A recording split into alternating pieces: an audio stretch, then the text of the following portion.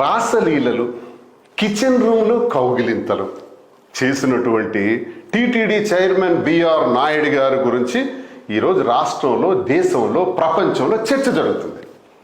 దానికి వారేమంటారంటే, ఇందులో నాకు 30 సంవత్సరాల నుంచి ఆ కుటుంబాలతో సంబంధాలు ఉన్నాయి, దీన్ని అనవసరంగా దుష్ప్రచారం చేశారు, అందులో కొంత భాగం ఏఐ టెక్నాలజీ కూడా వాడారు, అయినా ఆ వీడియో నేను చూస్తుంటే ఆ వీడియోలో నాకు ఎక్కడా తప్పు అనిపించలేదే, అక్కడెక్కడ తప్పు జరిగినట్టు అనిపించలేదే అని బిఆర్ నాయుడు గారు నొక్కి నొక్కి చెప్పారు.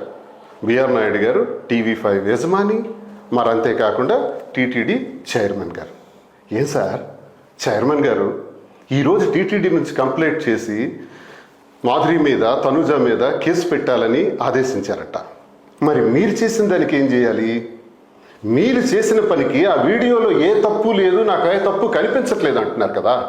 మరి నేను వీడియో చూశాను, ఏదైతే మేము తనుజ చేత ఆ కేక్ కట్ చేయించాము పుట్టినరోజు సందర్భంగా, ఎగ్లెస్ కేక్ని, గుడ్డు వాడనటువంటి ఆ కేక్ని ఏదైతే కట్ చేయించామో అది కూడా నేను చెక్ చేశాను, అందులో నాకు కూడా ఏ తప్పు కనిపించలేదే.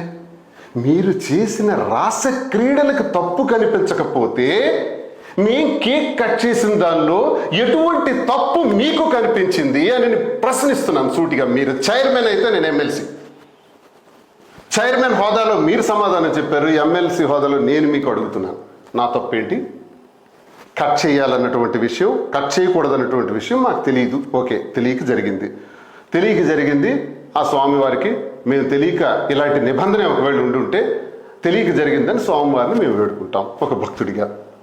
అది ఎగ్లెస్ కేకు అని కూడా క్లారిటీగా చెప్తున్నాం, దానికి రసీదు ఉంది, షాప్ కూడా ఉంది, మేము పే చేసిన అమౌంట్ కూడా 1100 రూపాయలు ఉంది. కేవలం మీ రాస క్రీడల్ని డైవర్ట్ చేయడానికి, డైవర్షన్ పాలిటిక్స్ బాగా అలవాటు కదా, అది డైవర్ట్ చేయడానికి ఈరోజు మా విషయాన్ని తెర మీదకి తీసుకొచ్చి మళ్ళీ రెండో కేసు, మళ్ళీ అరెస్ట్ చేస్తాం. చేయండి. ఈ కేసులు, అరెస్టులు ఇవన్నీ భయపడే బాడీస్ కావు ఇవి. వెంకటేశ్వర స్వామి నేత్ర దర్శనం రోజు జరిగిన ఇన్సిడెంట్ పూస గుచ్చినట్టు దేశ ప్రజలందరికీ, రాష్ట్ర ప్రజలందరికీ, భక్త సమాజం మొత్తంకి నేను తెలియజేస్తున్నాను. మీరు చెప్పగలరా? నేత్ర దర్శనం రోజు నా మీద తప్పుడు కేసు పెట్టాలని చూస్తున్నారు కదా, మాధురి మీద, తనుజ మీద. మాకు పిలిపిస్తారు కదా పోలీస్ స్టేషన్కి. మేము నిజంగా ఆ రోజు కావాలని చేశామని, ఎగ్లెస్ కేకు వాడలేదని, ఎగ్గున్న కేకే వాడామని ఒక తప్పుడు కేసు పెట్టాలని మీరు చూస్తున్నారు. ఏదో ఒక ఇరికించి ఇప్పుడు సబ్జెక్ట్ అంతా, రాష్ట్రం అంతా ఇది డైవర్ట్ చేయాలి, మీ రహస్యాలు, మీ రాస క్రీడలన్నీ కూడా ఆపాలి. పోనీ మేము కేక్ కట్ చేసింది దేవాలయ ప్రాకారాలు కానీ, ఆ తిరుపతి వాతావరణం కానీ మేమేమైనా చూపించామా? లేదే. ఒక రూమ్లో, ఒక వైట్ వాల్ బ్యాక్గ్రౌండ్లో ఒక కేక్ కట్ చేసాం. నేను అబద్ధం ఆడొచ్చు, అది విభవ గెస్ట్ హౌస్ కాదు, అది కింద ముందు రోజు మేము ఉన్నాం కదా, పుట్టినరోజు నాడు అక్కడ కూడా మేము ఉన్నాం, దిగువ తిరుపతిలో మరాసా హోటల్లో, ఇంటర్నేషనల్ హోటల్లో. అక్కడ కట్ చేసామని అబద్ధం ఆడొచ్చు, నేను అబద్ధం ఆడను. పైనే కట్ చేసాం, తెలుసో తెలియకో కట్ చేసాం. ఆ కేక్ కట్ చేసే దానిలో ఎగ్లెస్ కేక్ కట్ చేసామని రసీదుతో సహా నేను తెలియజేస్తున్నాను.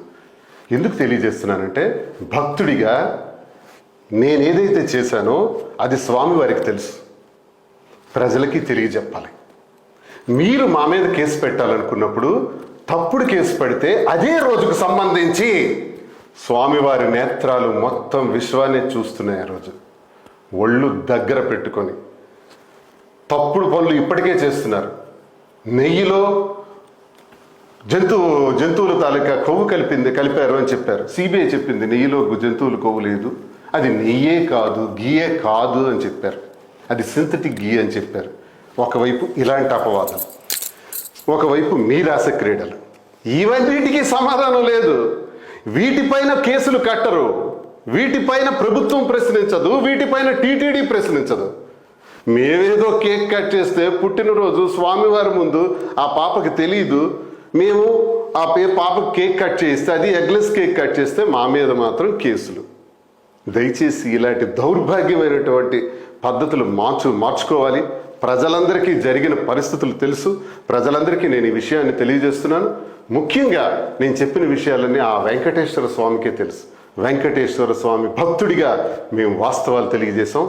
ఇక మేము కోర్టుకు వెళ్తాం, ఏ స్థాయిలోనైనా మేము తప్పు చేయలేదు కాబట్టి న్యాయస్థానాల్లో పోరాడతాం. మీరు ఎటువంటి కేసులు పెట్టుకున్నా దానికి మేము సిద్ధంగా ఉన్నాం.